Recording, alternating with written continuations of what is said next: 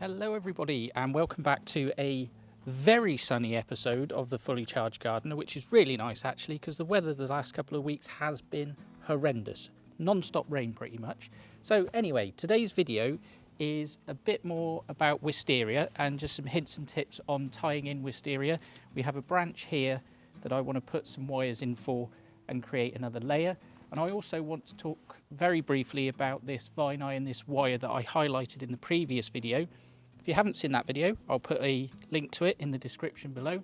So let's just take a closer look at this and I'll explain what I mean. So this is the section I want to show you, which I highlighted in the last video. And as you can see, the wisteria has grown into this vine eye and the wire is under a lot of tension and the plant has gone the wrong side of the wire. Ideally, we want the plant on this side of the wire, not stuck behind it. So this actually is a prime example of what not to do. Now, I have seen wisteria wrap itself around downpipes on a house and grow through metal railings, and it's been perfectly fine.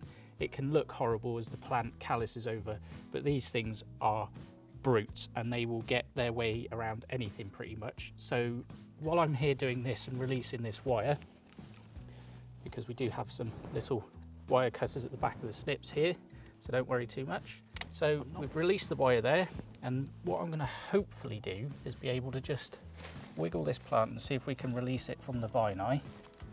It will come. Wisteria is quite flexible, so as you can see there, we've released it. There's a chunk behind. So what I might do actually is move our vine eye back here somewhere, put a new one in, and then we'll redo the wire. So here's another little tip for you.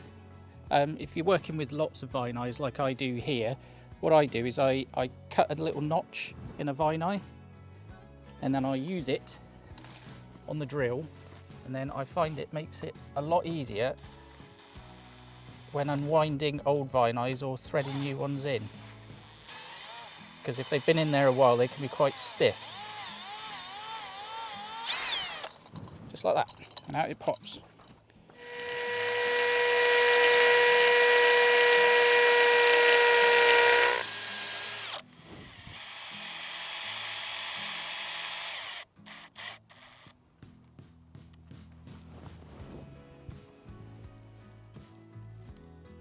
Okay, so there we have it. New vine eye in, moved it back a little bit further, just tied it back to the vine eye, and this is where it was pinching before, so the plant is now free to do its thing. Now, if you give wisteria an inch, it will take a mile. The stuff is an absolute brute. If you let it grow behind a downpipe or anything like that, it will push it off the wall. So always have it in front of downpipes or any cables you've got on the wall, and don't let it grow up into fascia boards and guttering, because it will pull those off too. It really is a brute. Right, so the next bit, I just want to put in a new wire so we can create a new layer for this bit to grow on through, and I'll just show you quickly how we do that. Placing our next hole for this piece of growth is quite important, because we don't want the same to happen to what happened to this poor guy over here. So we look at our tape measure and where the plant is going to end up for the next layer, and figure out where's the best place to put our vine eye, and I think our best place is about here somewhere. So we'll just let that loose a minute, make sure we get our spacing correct, and we're going to go right here. Awkward bit of stone as always.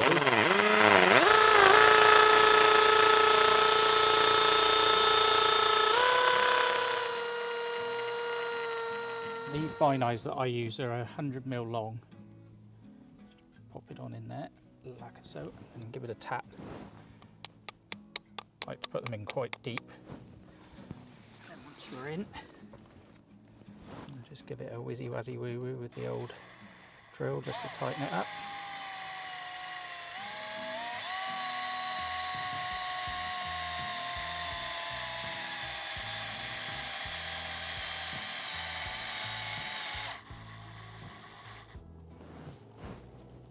Perfect.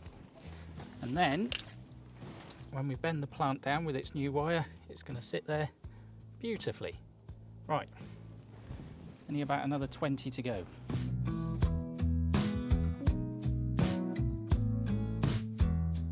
So what I use for tensioners are these little turnbuckle tensioners, and the first thing you have to do is unwind them. And then what we do once we've released the buckle is we take our wire and I just thread it through.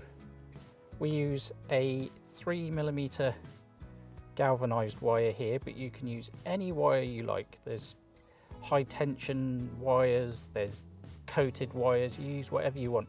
We did used to use these little buckles to crimp the wire, but honestly they are such a pain in the ass, so I just wrap it and this seems to work perfectly fine. So all that's left to do now is tighten this up, so I just hold on to this end with my finger and twist it. That's lucky, because normally I go the wrong way first. We keep on twisting until we feel some tension coming up. And then as the tension takes on this end, you can let go so you don't pinch your fingers. Just making sure that it does take, he says. Right, so there's plenty of tension in that. We don't want it like guitar tight, because for nothing else, if you're using a vine eye at the other end, just one of these, you'll find that you just bend them. You can use the anchor eyes, which we do use if we're doing really long stretches, but this is only a short stretch. And then what I'll do every year when I do my winter pruning in Wisteria, I'll just come through and check the tension of the wires and just give it a twist if I need to. And what I also tend to do is, so on the next layer, this will just have the vine eye at the other end, and I'll put the buckle at the other end, so we stagger our buckles so you don't just end up with a row of buckles. I find when you do it alternate, it looks better aesthetically. So it's as simple as that. So again, we use a 3mm galvanized wire. We twist it. We don't use those little buckles, but use any wire you like. I just recommend these because it's dead easy to adjust the tension on the wire. Next job is just to tie in the plant. Again, the first tie-in that I do will be to a vine eye because it's the strongest point. Just tie it off there. Look at the colour on that stone as this sun begins to set today. Beautiful. So just to recap, we space our vine eyes about 1 metre apart, 1 to 2 metres. You know, the more vine eyes you've got in the wall, the stronger the support system is going to be. We use a 3mm galvanised wire with strainer buckles, and we just remember to not let wisteria grow behind things because it will push them off the wall as it grows, because it is a bit of a brute. And we can just slide this along here. Again, train into nice lateral growths because we're trying to slow that sap down and encourage some of these side buds to grow. And again, the plant is not behind the wire because, as we saw earlier, that's not good for business.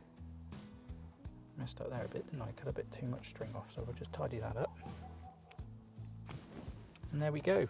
We've got our new lateral growth tied in.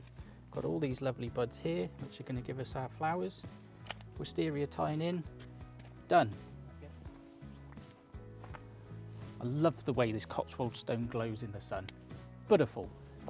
So just to recap quickly, we space our wisteria laterals about 1 foot to 18 inches apart.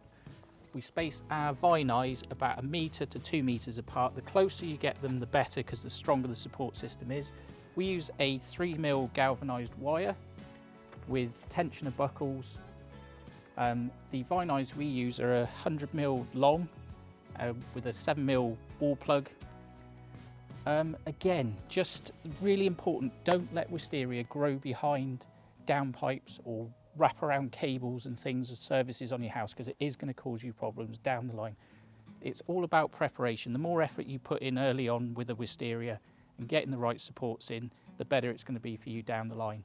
And I just wanted to show this as I did earlier on in the video, because even us professionals get caught out when wisteria grows over a vine eye and things like that. It does happen. Don't worry about it. Just make sure you fix it before the plant gets too big, that's all. So I hope you've enjoyed this video and found some useful hints and tips in it. Thank you very much for tuning in again. I really do appreciate it, and I'll see you in the next one. Cheers.